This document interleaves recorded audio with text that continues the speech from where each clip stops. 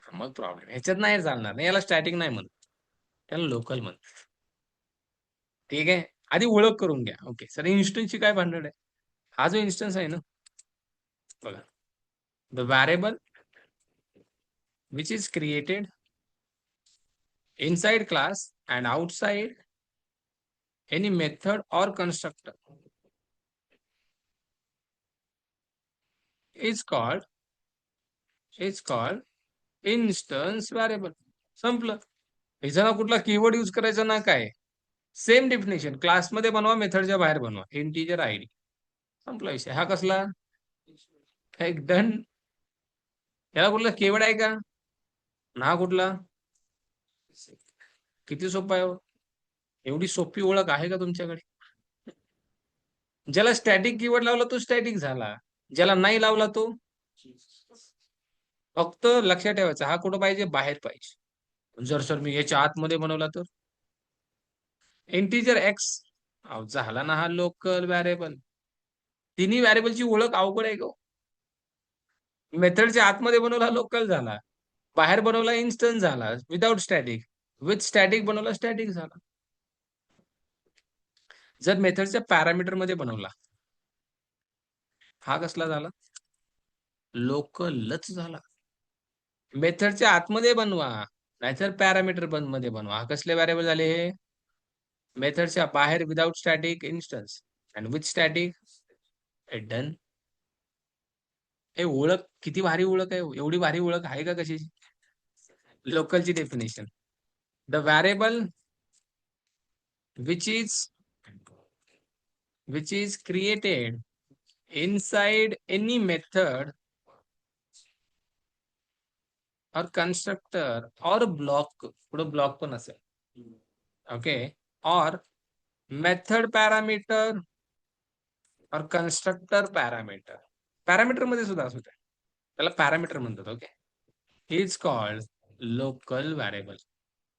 Local संपलं. हे बघ, ह्याला पॅरामीटर म्हणतात ना, ब्रॅकेटच्या आतमध्ये. हे लोकल झाले, हे इन्स्टन्स, आणि हे ओळख झाली.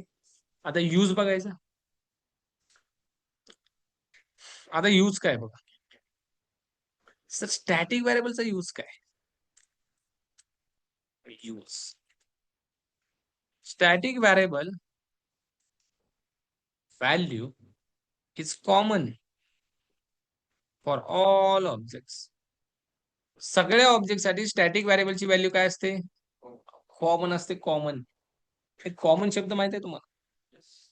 काय असतं कॉमन म्हणजे मराठीत? सगळ्यांसाठी.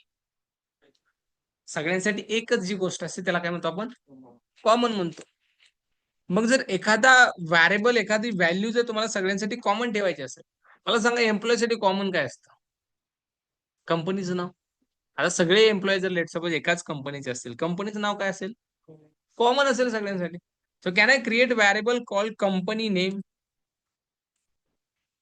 Company name, can you check it? And let say I will give here Aadi and Java. बनेल काही दिवसांनी. होय, लिहायला काय चालेल? हे काय प्रॉब्लेम आहे लिहायला? स्वप्न बघायला काय प्रॉब्लेम आहे का? झालं झालं पूर्ण, नाही झालं नाही झालं, पण आताच नाही होणार, नाही लिहिणार काय, लिहून टाकायचं ना. हे बरोबर आहे की नाही? त्यामुळे डोक्यात आलं की करून टाकायचं पोरं. कारण जे आपल्या डोक्यात येतं ना, ते आपल्या कृतीमधून हळूहळू हळू इम्प्लिमेंट होत असतं. ते लक्षात ठेवा. डोक्यामध्ये जर आपल्या कुठलीही भावना येऊ द्या, ते कृतीमधून दिसून येते. ते बघितलं तुम्ही कधी? ऑब्झर्व केलंय? केलं असेल ना. जर डोक्यामध्ये तुमच्या राग असेल एखाद्या विषयी, ती कृतीमधून पण दिसतो. ऍड करणं एखाद्याच्या कानाखाली, नाही का? कृतीमधून दिसतंय की नाही ते? म्हणून डोक्यात जे येतं ते कृतीत होतं. आता मी बोललो कंपनी आधी आणि जेव्हा कृती चालू, म्हणजे माणूस त्या मार्गाला लागतो, यार यस आय कॅन. जर तुम्ही ते म्हणजे डोक्यातलं काढलंच नाही बाहेर, तर कशाला येणार आहे काय? कृतीत पण नाही आणि कशातच नाही. म्हणजे आपल्या डोक्यात असे मोठे मोठे विचार आले पाहिजे. एक दिवस मी नरेंद्र मोदी साहेबांना भेटेल. अरे आणा ना डोक्यात, भेटू नाही तर नाव भेटू, आणा तरी, म्हणजे तशी कृती तर आपली जाईल. ओके, सो आधी आणि जेव्हा कंपनी नेम. आता हे कंपनी नेम सगळ्यांसाठी काय असणार आहे? सगळ्यासाठी म्हणजे कोणासाठी? ऑल ऑब्जेक्ट साठी मित्र. कोणासाठी? All objects. मी ऑब्जेक्ट बनवले एम्प्लॉई E1 न्यू एम्प्लॉई. आता हे जे E1 आहे ना, काय जणांना वाटेल सर हे का तुम्ही E1च का घेतलं? अरे काही घेऊ शकताय. एक्स घेऊ का? वाय घेऊ का? माझं नाव घेऊ का? अरे काही घ्या रे. हे लक्षात काय जण कन्फ्युजन असतो सर तुम्ही E1च का घेतलंय? अरे तू E2 घे. तू E2 घे. एनिथिंग. This is variable. काही घेऊ शकतो. असं नाही की E1च घ्यावं. असे मी एकूण किती ऑब्जेक्ट बनवले बघा? 3 ऑब्जेक्ट बनवले. ह्या तिघांसाठी मित्रांनो E1, E2 अँड ह्या तिघांसाठी कंपनीचं नाव सेम असणार आहे. आणि याला ऍक्सेस पण कसं करायचं बघा. Just you need to write employee क्लासचं नाव डॉट कंपनी नेम. सगळ्यांसाठी सेम लाईक दिस. तिघांचं कंपनीचं नाव काय प्रिंट होणार आहे? Can you check it guys? म्हणजे स्टॅटिक व्हेरिएबलची value we can access by using what? Class name directly. लक्षात घ्या इथे static variable we can access directly using class name. आणि तो सगळ्यांसाठी काय असतो? कॉमन असतो. कॉमन. आणि स्टॅटिक व्हेरिएबल कॉमन असल्यामुळे मेमरी पण काय होते? वाचते ना बाई. वाचणार की नाही मला सांगा. सगळ्यांसाठी सेमच आहे ना. एकदाच मेमरी बनते. सगळ्यांना सेम दिली जाते. Static variable is use for memory management. Memory management साठी सुद्धा हा यूज केला जातो. सगळ्यांना सेम मेमरी. आता मला असे 100 ऑब्जेक्ट असतील. सगळ्यांना काय असणार आहे? आधी आणि वाच. सर इन्स्टन्स व्हेरिएबलचा काय डिफरन्स आहे? इन्स्टन्स व्हेरिएबलची व्हॅल्यू मित्रांनो सगळ्यांसाठी वेगळी असते. Instance variable value is changing for every object. प्रत्येक ऑब्जेक्टसाठी भाऊची व्हॅल्यू चेंज होते. कसं काय सर? हे बघ. आता मला सांगा ही आयडी इन्स्टन्स व्हेरिएबल आहे. प्रत्येक एम्प्लॉयची आयडी सेम असते का वेगळी असते? वेगळी असते. You have to write E1 dot E2 dot सगळ्यांची वेगळी आहे बघा ना. आणि E3 dot done or not. आता प्रत्येकाचं नेम वेगळं असतं ना. मग तुम्ही नेम इन्स्टन्स बनवाल का स्टॅटिक बनवाल? का वेगळं आहे? जे वेगळं आहे ते लगेच काय बनवायचं? Instance E1 dot E2 dot आणि E3 डॉट. तर प्रत्येक एम्प्लॉयची सॅलरी वेगळी असते का सेम असते? वेगळी आहे. मग तुम्ही काय बनवाल याला पण? का स्टॅटिक बनवाल? हे कळतं सगळ्यांना. आता तुमच्या डोक्यात आलं असेल कशाला इन्स्टन्स बनवायचं आणि कशाला? हे आलं की नाही डोक्यात? कोणाकोणाच्या नाही आलं? सर कधी इन्स्टन्स बनवून कधी स्टॅटिक बनवू त्याच्यात कन्फ्युजन आहे. असं आहे का रे बाबा? अरे प्रश्नच नाही ना. कॉमन गोष्ट स्टॅटिक. जे वेगवेगळं ते त्यांना सॅलरी प्रत्येकाची वेगळी सॅलरी. हे डन. स्टॅटिक व्हेरिएबलची व्हॅल्यू आपण मेन मेथडमध्ये पण डिक्लेअर करू शकतो. नाही. इथंच क्लासमध्येच डेफिनेशन वाच. काय लिहिले definition? Variable which is created inside and outside any method म्हणजे मेन मेथडच्या पण कळतंय. नाही डिक्लेअर व्हॅल्यू तुला द्यायची का? ओके तसं चालेल ना. असं चालेल काय प्रॉब्लेम नाही. व्हॅल्यू डायरेक्ट दिली तरी चालते बरं कायची. आणि तुम्ही इथं जरी दिली तरी चालते. Employee dot company name equal to Aadi आणि जावा असं पण चालतं. Declare then initialization. आणि इथं जरी केलं तरी चालतं. फक्त याला चालत नाही. का माहिती आहे यांची वेगळी असते याची कशी असते? सेम. इथं दिली तरी काय आणि इथं दिली तरी एकच ना. आता हा डेटा प्रिंट करण्यासाठी we have to write system dot out dot println E1 dot ID then E1 dot.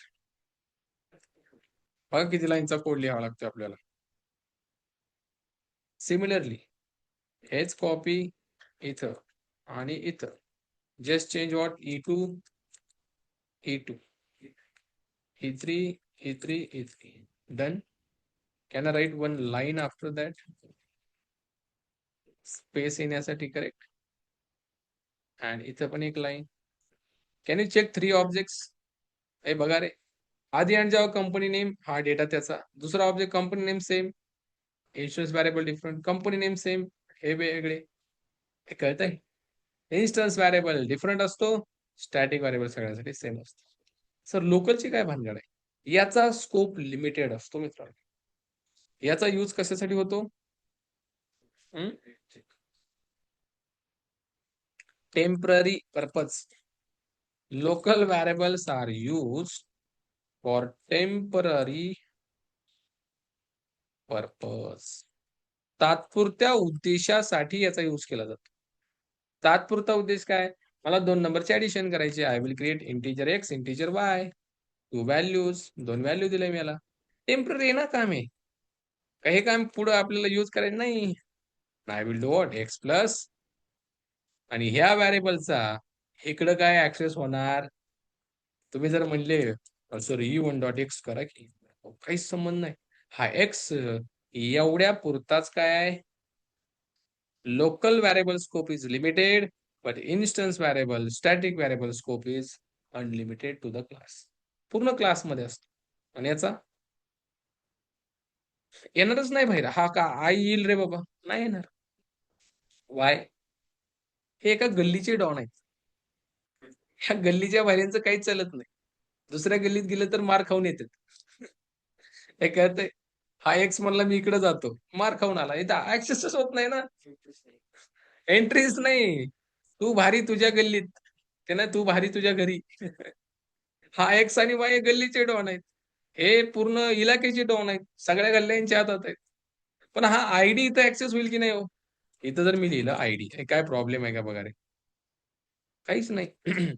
पण हा एका मोठ्या इलाक्याचा डॉन आहे. हे तिघ जण हे इथं येतील, पण हे जातील का बाहेर? Limited, x by limited. हे लिमिटेड नाही, पूर्ण क्लासमध्ये कुठेही ऍक्सेस कर. कळतंय सगळ्यांना? Done. Temporary purpose local variable, different value for each object, instance variable, same value, static variable concept. एवढं फास्ट संपत हे. आपण मग 19 कॉन्सेप्ट बघितले. आम्ही बघत बघत संपत आहेत. बघत बघत संपत आहेत. आता उद्या मेथड आणि कन्स्ट्रक्टर आपण काय करू? हिट करून देऊ. हे जमतंय ना? का जास्त व्हायला लागलं? लोड वगैरे असं कस तरी मळमळ जळजळ. ओप्स, क्लास ऑब्जेक्ट आणि टाइप्स ऑफ व्हॅरिएबल. हे डन. मग जे इन जय महाराष्ट्र करायचं. हे करायचं ऑनलाईन. ऑनलाईन मध्ये ज्यांची फीस बाकी आहे ते पे करा. काही जणांची बाकी आहे. आजचं सेशन अलाउड केलं मी, उद्या नाही अलाउड केलं जाणार. ओके. एकनाथ असेल, आय थिंक आणखीन संचिता असेल. मी नाव नाही घेणार, बट मनाने करा. ठीक आहे. ज्यांनी केले फाईन. ठीक आहे. तुमचा रेकॉर्डिंगचा ऍक्सेस आणि लाईव्हला जर तुम्हाला कंटिन्यू करायचं असेल, you can pay the fees. ठीक आहे. Okay done. आणखीन काही क्वेश्चन कोणाला?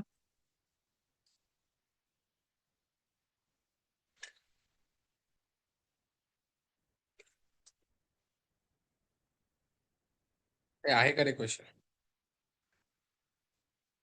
नाही ना?